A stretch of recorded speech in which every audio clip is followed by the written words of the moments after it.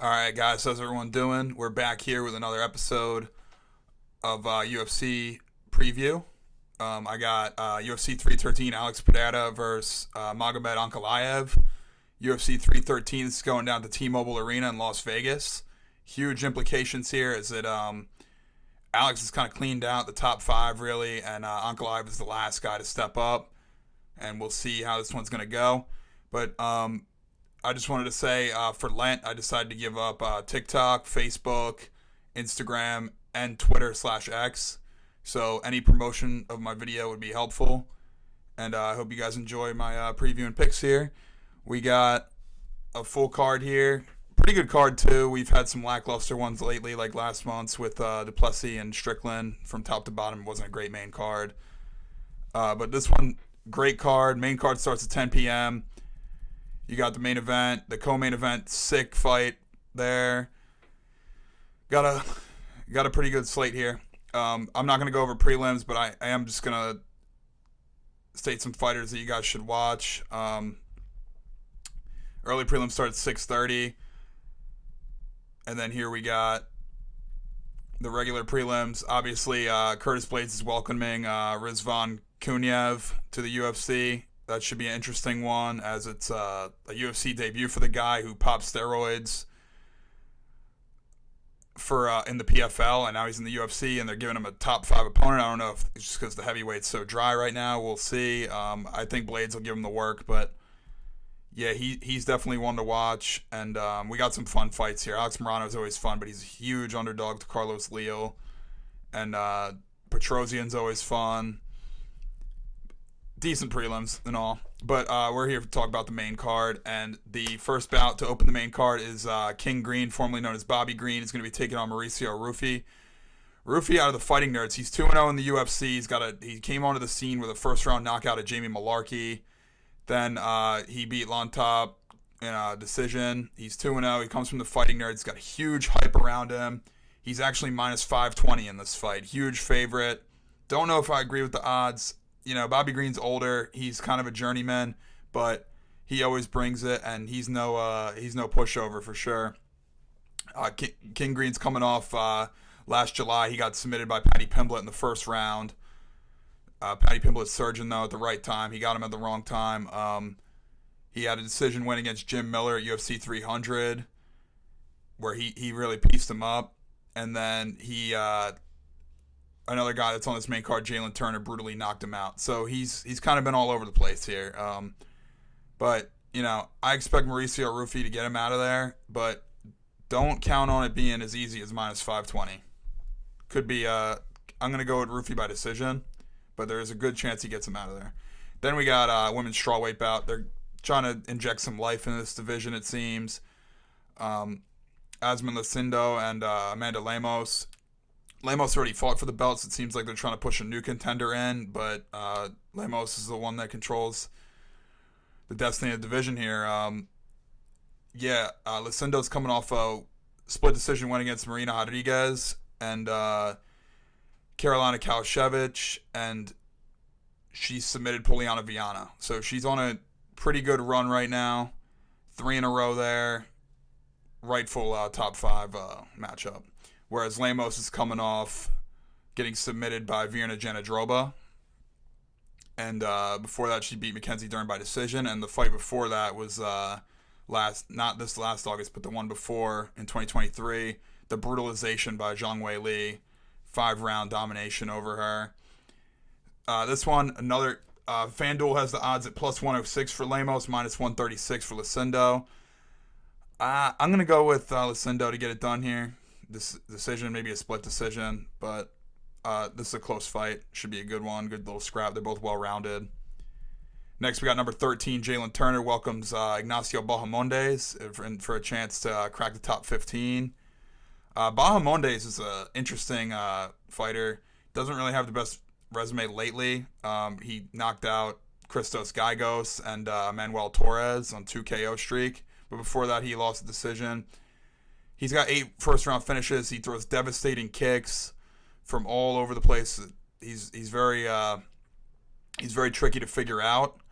But like I said, Jalen Turner has been in there with some of the top guys. He doesn't have the best record himself, but he's been in there with a lot of the top guys, and he has a lot of experience. And I think that it could get him the win here. Jalen Turner's coming off being knocked out by Renato Moicano in a fight where his fight IQ lost him the fight. He had a chance to finish him, and he did not go for it, and he ended up getting knocked out himself. So, and then before that, he was riding that devastating knockout of King Green. So, I mean, I don't know what to expect with Jalen Turner. He's real inconsistent. It seems like he lacks the fight IQ, but I don't know. We'll see here. I got Jalen Turner. This is another close fight. Jalen Turner's plus 102 and Bahamondes is minus 130 via FanDuel. So I would rock with Jalen Turner here, maybe by finish. Maybe he catches him when he throws something crazy. But don't be surprised if Bahamondes kicks his head off, because those kicks just come out of nowhere, and it's very entertaining. This is going to be an entertaining fight. Now what we all came here for, obviously it's a good card overall, but this co-main event and the main event, Justin the Highlight Gaethje against Rafael Fiziev. Fiziev hasn't fought since September of 2023 when he blew his leg out. I'm not sure. It was a severe leg injury. I'm not sure the specifics of it, but wasn't very good. He's been out for almost 2 years now. Yeah, so obviously the rust is going to be there. He's already fought Gaethje, which is interesting because it was a majority decision for Gaethje. And a lot of people thought that fight was close, but Gaethje pulled ahead in the third round really bad, so it looked kind of one-sided. But I thought Gaethje won the fight. Rightfully so. Gaethje's coming off a brutal knockout from Max Holloway at UFC 300 last year. So this is like a strange fight to me because he's coming off that huge knockout. Fiziev hasn't fought in a while off the leg injury. Fiziev is actually minus 178, and Gaethje is plus 138.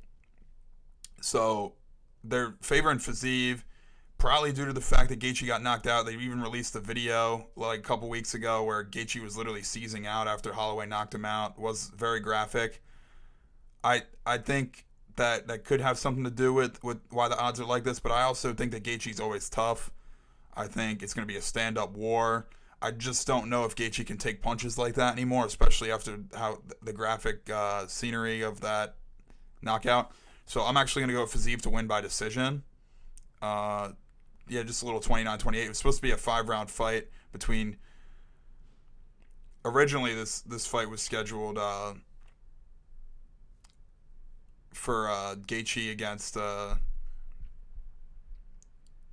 don't know. I'm blanking out right now. But when I figure it out, I'll let you guys know. But it was supposed to be Gaethje against someone else. 5-round fight. It was going to be a war, and it got scrapped. Now for the main event, we got Alex Poatan Pereira against Magomed Ankalaev. Another one where the odds are literally pick 'em. On FanDuel, Pereira's minus 120. Ankalaev is minus 106. So very close odds. Ankalaev coming off a 29-28 fight against Rakic where he dropped the first round and took over the fight. Whereas Pereira is just dominating. Knocked out Roundtree, knocked out Yuri, knocked out twice, knocked out Jamal Hill. Split decision win over Jan. He's ran through the whole top 5 minus Ankalaev and Rakic, but Rakic hasn't quite earned the title shot, so obviously he hasn't fought him. But yeah, another one that's going to be a crazy fight. And I like the odds too. Ankalaev could easily lay on him or submit him, dominate him the whole fight on the ground. He even could knock him out. I mean, he's got good striking. He's mainly a striker. But obviously, Alex's lack of grappling is going to lead him to go for takedowns unless his fight IQ is totally out the window and he wants to entertain the fans. Who knows? But, yeah, and Alex has that left hook that can knock him out at any time regardless of how many times he gets taken down.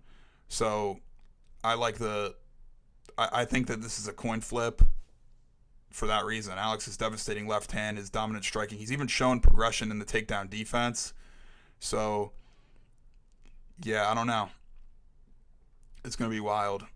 And Ankalaev, not the best resume. A lot of people say he shouldn't getting this title shot. But he's the only one left, so that's why he's getting it. So it kind of is deserved for him. And he's coming off the fight. And then he had the Johnny Walker knockout after the no contest in Abu Dhabi 2 years ago. That was a strange little sequence of events there. But yeah, I like this fight. Really good fight, especially if you're new to the sport. It's going to be some well-rounded mixed martial arts for everyone to see. And yeah, I think I'm going to go with man.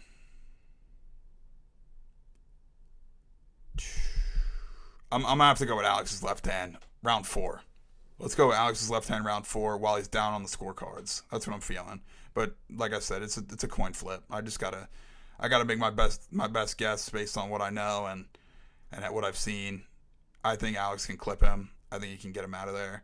But I also think Ankalaev can do the same. So it's just gonna be one of those fights that we really have to wait and see.